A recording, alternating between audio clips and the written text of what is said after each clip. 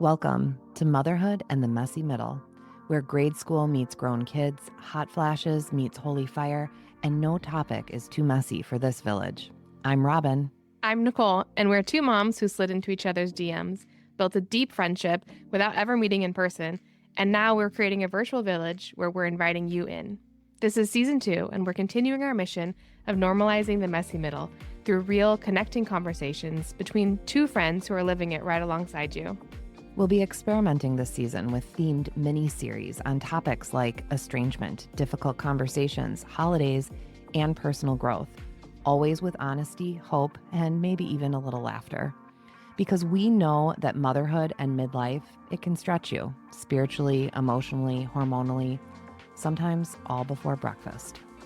So whether you're raising littles, navigating midlife, or just tired of pretending that you're fine, this space is for you. So let's dive in. Hey girl, hey. Hey girl, hey. Every time I read your handle on Instagram, hey girl, hey. But no, it's hey girl Nicole is her Instagram handle. Anytime I write an email, anytime I text somebody I don't know, I want to say, hey girl, hey. And then I realize not everybody responds, thinks that's very professional or like that's very appropriate for this text message. But that's what I want to do. And I also want to send 1.5 million exclamation points. Anytime. I love that. Yeah. And a lot of capital letters, but not shouting, just like with excitement. Yes. I open many of my communications with greetings. Okay. I like to say greetings. Yeah. And I've been ending them with the salutation of all love, which a lot of, people could be like perhaps off put by.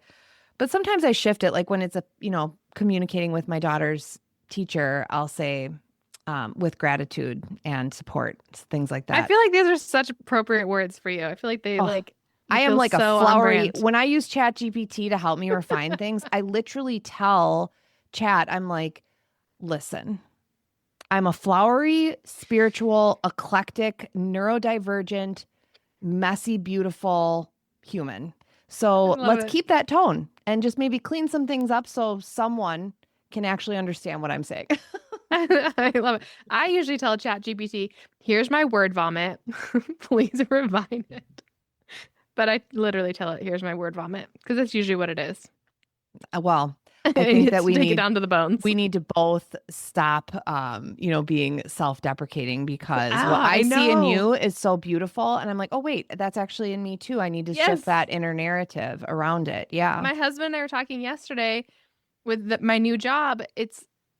I have never, ever in a job ever felt just like so seen and validated, and like they're so affirming and they're so encouraging and they're so supportive and all of these things. And I was telling my husband about different things that they were pointing out that they saw in me, and I was like struggling to even repeat what they said. And he was like, why are you having such a hard time? I think it's because you have a hard time saying anything good about yourself. And I don't see myself like that. But then these scenarios keep happening. I'm like, I think I kind of do. I don't love that. I want to be self-deprecating. Like I want that follows anything positive I say. Like, it's always on the tip of my tongue. And I really got to walk that back. I'm like, it's really hard though. And that's the work that I do is around, building the ability to become aware of those things. But when you become aware, it's very uncomfortable, because it doesn't mean that those programs that we've created change right away. Right, they don't magically just go away. Right. There is neuroplasticity, which means that our brain is continuously able to be shifted and rewired, but it takes a lot of practice. And that's where, it even relates to what the topic is today, is around the actual like doing and practices that help us when we're having thought spirals or whatever else, to be able to reframe and continue to live our life. And, because I am so flowery, and also everything I think in like images and connections. So I see that it's like we have these internal pieces that are all different things that are coming along. But as we know where we want to go and how we want to show up, especially as we're continuing to grow in the stages of motherhood and therefore self and aging and everything. And it's like, how do we shine that light to continue to go towards that higher version of ourselves? And even in using the wording, the higher version of ourselves, to me, it's literally like lifting up to the love and light that is, God. And it's hard. It's hard because we're still boots on the ground. We are right here doing it, and we're dealing with such heavy, challenging things individually, but also as a collective. And that's the power of us having these conversations, because it's real. It's real. It's what we're walking through. We don't know. Like, we don't know. I'm not the expert of you. You're not the expert of me or anyone else, but shoot, we're trying to become the experts of ourselves, and let's unpack what that looks like, because that's what real friendship does, and what women are meant to do in circle, which is just, our little villages of connection and everything else. So when you were saying you see all of the beauty or light in me, and then you realize like, oh, you have that too. I think that's the beauty of friendships and connections that inspire us, but then also do a gut check of like, oh, if I see that in her, wait, I have that too, which means I need to see that in Nicole, myself that's too. namaste. That's the word. That's the word. And it's so beautiful because I introduced Oh, that's you true. to That's yoga. what they, see, that is true. That's what they say at the end of yoga. They say, the light in me sees the light honors in you. and sees the light in you. Yeah. And the important piece there is honoring, right? Too often it's not just like, oh, I see you. Well, no, I honor and I see the light in you. And, other layers to it are like the teacher in me honors and sees the teacher in you, the student in me see, because we are together. And that's part of what women, mothers, we are together in circle. It's not one better than the other. It's the light of God we are all God's children, and we see it and can celebrate that. When we're talking about, like, our last episode, we're talking about grief. And then today we're going to talk a little bit more about what healing, and you said growing up, or I think that's what you said. That's how I interpreted what you were saying when you were like evolving up. And becoming your highest self. Is I don't think that we can get there without honoring where we're at. Oh, you have to honor, instead of, especially like for me in like the Christian culture of everything's pretty and perfect and we've all got a white picket fence. I don't have a picket fence. It's run over, it's trampled, it's chaos. It's a circus. But instead of trying to pretend that there's a white picket fence, I learned really on, the more that I take ownership and honor where I'm at, give myself permission to pause, respect how I'm feeling, not let societal norms or what I think is, how people interpret my life to judge how I process my feelings. It actually helps me move through those feelings at a more appropriate, or what I feel more appropriate, like, pace for me is. I don't get stuck in them. Instead of, if I keep pushing them down, I'm stuck.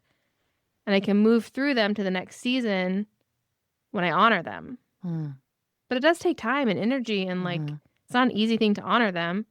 But I am just saying that there is power in that. And I feel like I've seen that from multiple different perspectives. Absolutely. I mean, and my brain can't stop with the connections, but that's why I do the work that I do with holistic weight loss and wellness, because too often we have it's the same thing, outside influences trying to push some form of an agenda to, like, for conformity, right? Or for profit, when we're talking about, well, many different things, but especially weight loss. And the reality is we, as women, especially as we are in midlife and 40 plus, and our kids are getting old, all of these things are happening. We need to be honored where we are. Right. And that includes when it's okay that we maybe want to be somewhere else, but we need to honor where we are and do things that honor where we are. And so I recently had a client that was like, Robin, you're like a warm hug. And all of these other coaches are like trying to just talk to me about how bad I am and what I have to do to fix it. And you're just like holding me. And because of that, it's these gentle invitations of things to do and shift. And that connects to estrangement, because when we first started talking about this topic in the series, the shame that there is, and then the discomfort of people who don't know what estrangement is like, trying to fix it, right? That's that same energy of the toxic positivity, of the toxic, like, white picket fence. The fence itself isn't toxic. The showing up for someone and advice Right. isn't toxic. It's the Right. delivery and the ignoring of what truly is. Mm-hmm. But the question now today becomes, Nicole, specifically around estrangement, but we're going to go and tangential Yeah. to all of the Right. other things because that's who we are Mm-hmm. and what we do. Um, how do we actually do? How do we Right. actually walk in this Right. and the tasks and the things, the actions Right. when women are navigating estrangement? And hey, for anyone like me that's not actually navigating that specifically, but just navigating grief and Right. challenge, what do we I do? First of all, I'd like to make note that I made notes. I feel like you're really good about taking notes when I'm talking, and then you remember, and I made a note. I feel very proud of I myself. have Uh, never been more I know, connected with you, right? and I that know, notebook and right? the I pen, know, it I know, really, I oof. know, I Oh, know. it's so good. Growing so much. Okay, so touching on something that you said is when we going back to honoring where we're at, the another factor that I have found is when I honor where I'm at, it helps me release those natural expectations I have of the next season that may look different now, right? So at one point we were talking about birthdays, missing out on for estrangement, missing out on birthdays, celebrations, milestones. So there's these milestones in my head as a mom that I think I will get to be a part of. And when I don't honor where I'm at in the season that I'm in, for me, for in the women that are walking with me, estrangement, I can be hyper fixated on these milestones and be that even far before the milestones, I'm spiraling because I'm thinking about how I'm not going to get to be a part of them. Mm. But when I take the time to honor where I'm at, it like resets. This is not a great way of saying it. You'd probably have a better way of saying it. It resets the reality of I might not get to be a part of that. And so then what does this new reality look like for me? And Mm. it helps me grasp that I'm going to need to pivot and it's going to look different. And that I also think helps when we get to that milestone, me accept it. And there's spiraling. Like I said, there is spiraling, but accept it. And the spiraling has a narrower time span because Mm. I'm, I've accepted. Does that make sense what I'm saying? Absolutely. Okay. I need you to know something, and I'm like 100% serious about this. You have said that you are not, a licensed therapist, um, social Right. worker, whatever. And that is true. But innately, you are putting to words practices that are researched and delivered in sessions to help people. And what you're talking about is called cognitive behavioral therapy, or I should have CBT. been, I mean, I would maybe be making a lot more money. I don't know how much therapists make, but I should have been a therapist. I think that you're perfect just where you are Oh, right now. thank you. Thank you. And Good. that Thank you. the power of being able to name these things and then see them. So this actually is one of the things that is doing. So um in cognitive behavioral therapy, what you were saying is there's really two primary places that we can be. One is emotional mind, and Mm-hmm. the other is rational mind. Mm-hmm. When you get to know my husband, you will know very quickly that I live in emotional mind and he lives in rational mind. In general, like Yeah. that's how it goes, right? Yeah. For most people. But the beautiful thing is creating a Venn diagram with those two. And where those two overlap is called wise mind. Hmm. And so being able to notice when you are in that spiral of emotional mind, like you were with the anticipation, the anticipatory, Mm-hmm. essentially Mm-hmm. grief of some future event, and then getting into the rational. And the rational, even this is a tangible takeaway for nervous system regulation, especially for those of us who do spiral with anxiety. Mm-hmm. It's to get into the present moment. And you can do that by naming 5 things that you see, naming Okay, this is 4 what you do with your things. daughter, right? Yes, yes, Mm-hmm. you're getting into your body. And Mm-hmm. now that's grounding you in the moment. But what you're saying is more conceptual around, okay, you're noticing that you're spiraling, you're in emotional mind. Now let's get rational about this. Mm-hmm. What is real? where am I right now? When is this thing happening? You could even get rational. I was doing this with my stepmom actually last evening. She's doing this big travel trip to see sea Oh, that's turtles right. and whales in Yeah, in Colombia. Colombia. Do you Incredible. have her itinerary now so you know? No, I actually don't. I'm letting Okay. go and letting Okay. God. Thank you. Okay. But she is like, I just can't seem to relax. It's just like so much. And I'm like, Mom, of course it is. Like, it should be Yeah. that way. So first of all, let's Right. normalize it, right? Like, Right. and Yeah. then I started saying, well, what's the worst case scenario? What's the worst case scenario? And you just say, and then what? And then what? And then what? And it grounds you in just that rational space of Mm-hmm. reality. And then somewhere in between is when you start honoring the emotional, you ground in the rational, Mm-hmm. and where wisdom is in that overlap. And that's what I love that. you're creating. Mm-hmm. And so, no, this is not a checklist that we can just deliver to someone, but being a mom and really tending to the messiness of life, Right. there's no checklist. Right. No, and I think that what you said even goes back to what I talk about in my prayer workbook is that when we have that, we're switching from that fear to the faith, and the Mm. faith is the rational. It's the grounding. Mm-hmm. Like, okay, here, list my fear. So we're honoring it. And then we're going to list what the Bible says, or we're going to list what God has spoken to us, or we're going to list a prayer. And then even taking it a step further, like we don't have a checklist, but what I encourage women to do is doing these things before you're in a full spiral. So Mm. so I had I think you call them a mantra Yeah, that I just a would say, short word or phrase is a right, mantra. Yep. right. So creating a mantra, that could be a prayer, that could be a verse, it could be whatever, it could be a combination, whatever is personal to you. So that the moment your brain goes to, I wonder, nope. I wonder, what if, nope. And like you just cut it off and you have that And mantra then reframe. prepared. And then, yeah, you reframe it. Nope, because God says. Nope, because I believe. Nope, because his word says. Nope. And you just, or whatever that looks like for you. That's what it looks like for me. Not today, Satan. Right. I You love that one. instantly have it so that it like cuts it off and it stops your brain before you go into the full spiral. Now, sometimes you're going to go in the full spiral, and that is what it is. And that is just life. But preparing yourself so that we're not caught off guard when we do spiral, because it's inevitable. Yeah. And As moms. practice, one of my favorite phrases is Mm-hmm. practice makes permanent. It doesn't make Mm-hmm. perfect, but Right. it does. And the science behind that is you're creating, it's a real fancy word. It's automaticity. Okay, that is very fancy. Oh, yes.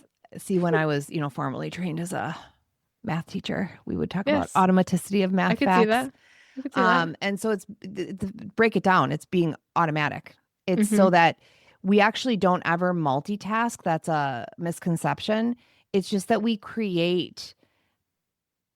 can do things so quickly that it feels like multitasking, but we're actually switching between things. Mm-hmm. And the more that you practice something, it makes permanent. So it takes less effort. But see, that can also be really powerful to be aware of, because that's what's happening with that internal dialogue. That's the inner critic versus the Mm-hmm. inner coach. And I do so much work with women in releasing the weight, right? Which is naming these things and then starting to work. And you even said it where you're reframing with a mantra, or maybe it's a different verse or whatever it is. I want to share this because I think that it's really impactful to hear. For me, it recently, it wasn't estrangement, and it wasn't even grief specific to any family members or anything else that I lost. It was the shock and terror and grief and all of those, the fear of our world. With this one specifically was around the mass shooting, the school shooting that we had in Minneapolis Because it's recently. right in your backyard. Yeah. Not that it's not impactful if it's not in your backyard, but yes. I mean, I am one person away in multiple Right. ways that I knew these people. And yeah, and it is, right? And our brains process, that's part of why the world even is spiraling, is because we're not meant to be inundated with all of these things or understand what's happening halfway around the world. Right. So the closer that you get within your community, the more, because it is the touch point of it. And Right. I had posted something, and this living angel of a woman who is a true follower of Jesus. She was actually, I met her because I was her Weight Watchers coach a decade ago. And we've just continued to be in relationship in these interesting little touch points. And we'll show up like at Mother's Day. I went to this brunch Mm-hmm. at this beautiful Mount Olivet retreat and conference. And of course, she was there because I didn't know that that's actually her. Mount Olivet is like where she attends and all of it. Anyways, she sent me a message, and it's I don't think that I say this correctly. Is it Philippians? Is that how you say Uh-huh. that? Okay. Yeah. So it's Philippians 4:7. God's peace, which is far beyond human understanding, will keep your hearts and minds safe in union with Christ Jesus. And for me, the practice, first of all, was being open to receiving and being in relationship with other living angels on this beautiful planet. Mm-hmm. And to be open to receive that message. And then I didn't just read it. I just got it off my wall as we were talking on a post-it. Mm-hmm. So I'm revisiting it, and it's much longer. A mantra needs to be a short word or phrase, right? Mm-hmm. And then there have been different things I've done around just looking at each word and like feeling what that could be, and just pausing within these words, which, for the word of God, right? And wow, there's just real power in that. Mm-hmm. And Also, as Christians too, when we see those verses and we see those things frequently, they lose their power. So it's encouraging to hear how encouraged you were and like how much power, because it's a reminder. I read them, and I become complacent. yeah, So sorry, I didn't mean to cut you off. Go ahead. no, that's what we do. That's how I love it. If you didn't cut me off, what could happen? I mean, come on. But it's when people say, like, what do I do? Mm-hmm. It's do what you already are and are meant to be doing as a mom who is looking to contribute positively to the world. And that is, especially with my work around wellness, like one of the areas of wellness is spiritual wellness. And so how are you tending to all of those areas? And you said it so well, because it's about proactively Right.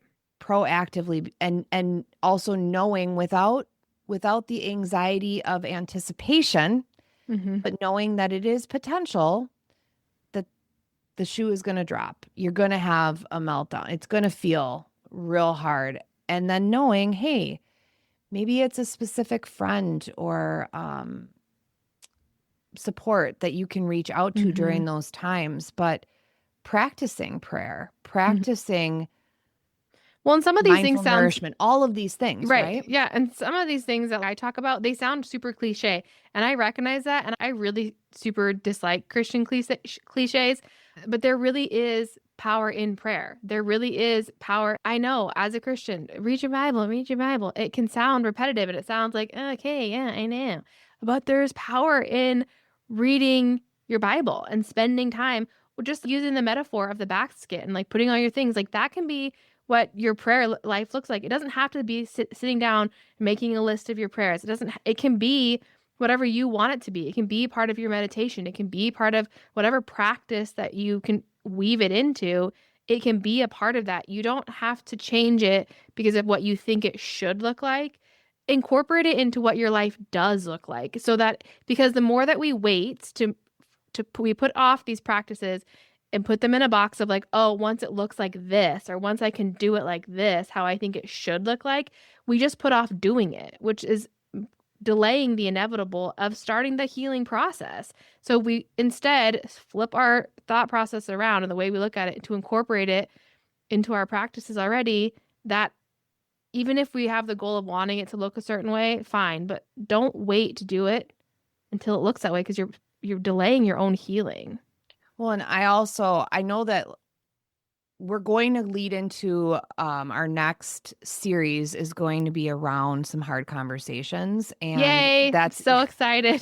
Sitting but in the what's discomfort. really beautiful is that we're already sprinkling them in because I Yeah. mean, being a friend with me, I'm like living in the deep end, right?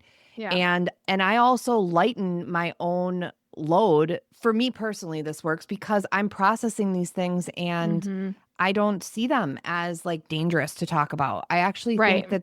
that it's dangerous not to. And I'm going to be very vulnerable here, and I hope you can help me remember this to bring it up when we start I'll make a note. Let an me make a note. episode when we talk about religion and spirituality and the messy middle and my journey. But I am I am not right now in this place, but I have been in a place where there is an extreme resistance to a lot of those cliches or even doing those pieces because I see so many people that claim to be Christian and are not they're not living it. They're using it as like a shield and a weapon. And really, when somebody says, like, read your Bible, think about the science behind that. You're getting into a quiet space. You're having to show discipline and focus. You're reading something and regulating your nervous system. You're filling yourself with direct connection to your higher power and your internal pieces in which God communicates. Wow. Hey, That's true. you don't want the Bible? Cool. Like well, maybe you don't feel that way about other people, but No, that's no, but I'm tracking. I have had that same experience Mhm. when I have read multiple other texts and explored there are more connections in all of the expressions of God and religions than there are differences. And Mhm. especially when we feel into the truth that God is only love and light. That's all that God is. And here to hold us get to navigate Mhm. the darkness and the demons and I kind of want to sing K-pop Demon Hunter, but I'm not going to. Oh, my Demon Set Gabriel. Aside is, oh my gosh, I just started anyways. Okay. Did I tell you what we are? Halloween. I Oh, is cannot that what you guys wait. are doing for Halloween? Oh yeah. My Okay, but I daughter have to is tell you, I 10 have to years tell you. old. We got to capitalize on this K-pop Demon Hunter Also, thing. I feel like this conversation, the turn that it just took, is like Yeah. such a perfect example of your and I's relationship. Yeah. Okay, so but my 16-year-old and his girlfriend watched that movie because they'd been hearing about it from all their friends. Okay. And I have not seen it, but I've seen your joy and your excitement about it and how much you love it. And I've seen a lot of people who really enjoy it. And so I've known that like we should probably watch it. And so he watched it. I have no idea what this movie is about except for what you've told me. And I was like, did you? And both just also my high schooler and his girlfriend are both theater kids, both theater, like Okay. that's their jam, arts, Okay. all the things. I said, did you love it? And Gabe was like, I'm very confused. I have no. That's all he could tell me. It's very confusing. I don't really understand it. That's all I got from him. Straight faced. Okay, that's it. Yeah, I don't understand. It's confusing. So I don't know can what you he's give me your confused son's about. phone number? This isn't like in a creepy way. I would really like to talk to him. I'd like to help him unpack this He's very confused. situation. Yeah. Anyways, That was such a beautiful tangent. I this is want a to record an perfect way to end. entire episode about K-pop Demon Hunters. Let me tell you. We Oof. should Like do it just, yeah. Anyways, It's like the perfect place to end it because it's like such a perfect example of our friendship and like why sometimes heavy things don't feel as heavy when I'm talking about them with you because we can just all of a sudden take a tangent and be talking about, is it a Disney movie? A Disney movie. it is not Disney. It is Oh, definitely sorry. not Okay, Disney. sorry. I don't know who produced it, but it is not When Disney. we were just taking a segue because we were talking about religion and we said the word demon and then we're talking about I love Well, it. It's and what I I love mean, about I'm it. just curious. Like, I don't think I've ever asked you this, but I've seen somebody like describe. You know, when you get those like the reels and things that go into your feed, and it's like, oh, and if this is a woman with ADHD, and I'm like, oh my gosh, check, check, check, check, check, check, check. Yeah. And one of the things is I have a nonstop soundtrack going on in my head. Yes. So Everyone expresses differently with that. Does that happen for you? right. So when I was medicated, or not medicated, when I was taking medication to treat my ADHD, I think that we should I just say that when you were when you were medicated. I didn't I didn't realize that was happening until I stopped taking Oh, medication. interesting. And then, yeah, and that would also be my cue of if the medication, like if I needed to adjust my dose, because then it was like playing in the background all the time. And now it's like I don't, because I've not been on medication for like a year or two, and I just haven't gotten used to it. Yeah. Yeah, Yep. it just exists. It's wonderful. Yeah. And so just to make sure, because in authentic beauty and conversations and messiness, whew, what to actually do in estrangement or any other Grief. form of disconnection, Mm. build connection. Yeah. Build connection. Yeah. Get your people, get closer to God. Mm-hmm. However that, like, go out in nature, hug a tree, Put your feet in grass. just Meditate. keep moving. Keep moving through all of it. Moving through. Don't let Don't the stay weight stuck.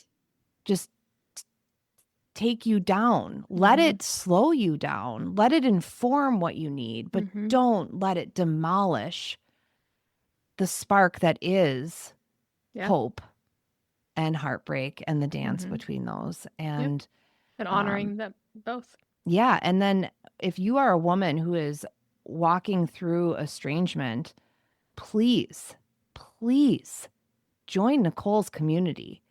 It is less than half of a pumpkin spice latte a month. And the benefit of having that space held and the beautiful way in which you do it with the different breakout rooms for catering to exactly what women need and want, with prayer, with book study, with all of it. It's such a blessing. And I am just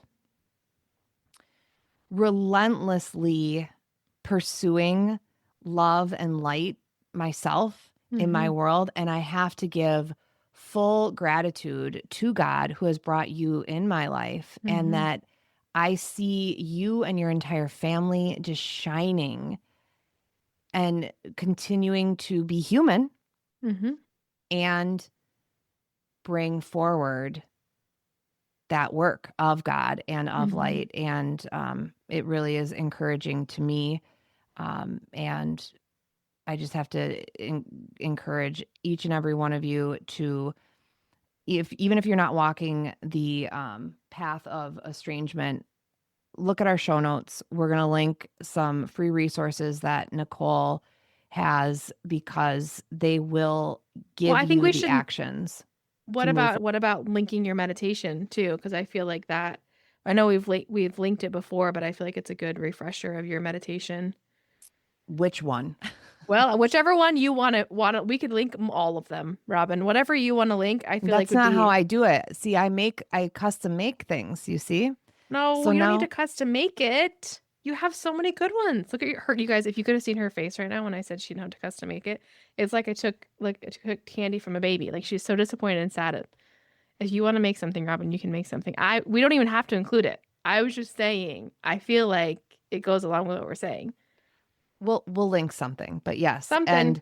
And what I need to do a better job of is being able to, like, even though I outwardly appear so organized to people, I'm not. And yeah, I have something like over 100 meditations that are recorded and living in different spaces. But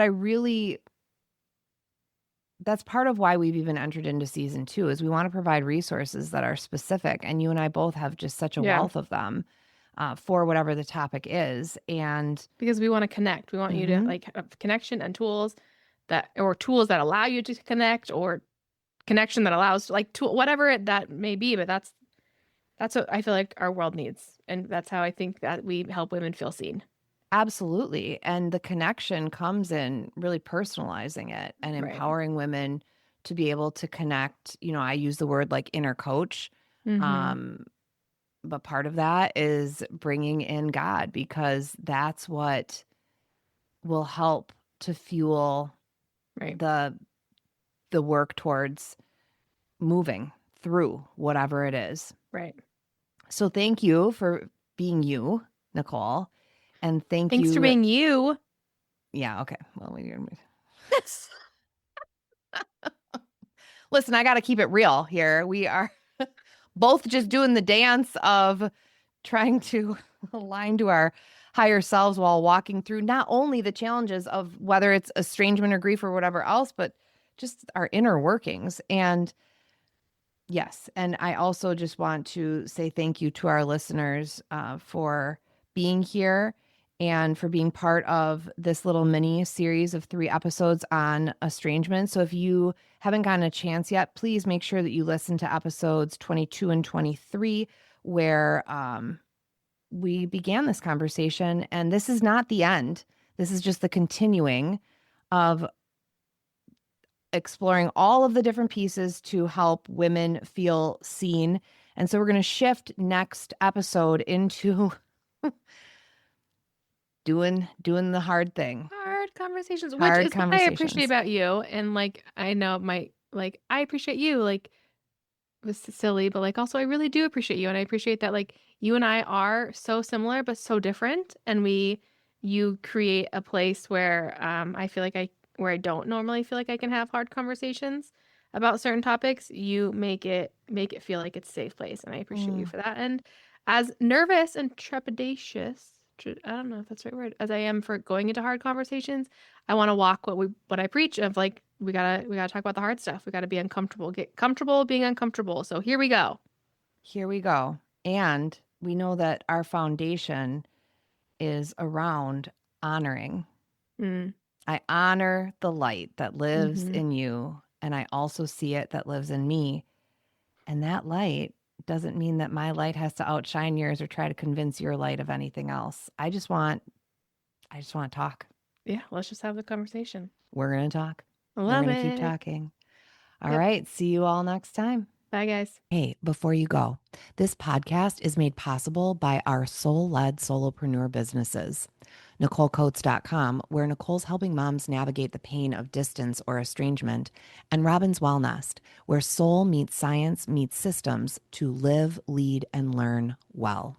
Support us there because it supports the conversations that we're having here. And if you love this episode, please subscribe, share it with a friend, and leave a review because that also helps our village grow. Now, we also have the Vault for you. You download the Vault, which is our growing library of resources, reflection tools, and extras in the show notes, as well as at motherhoodinthemessymiddle.com.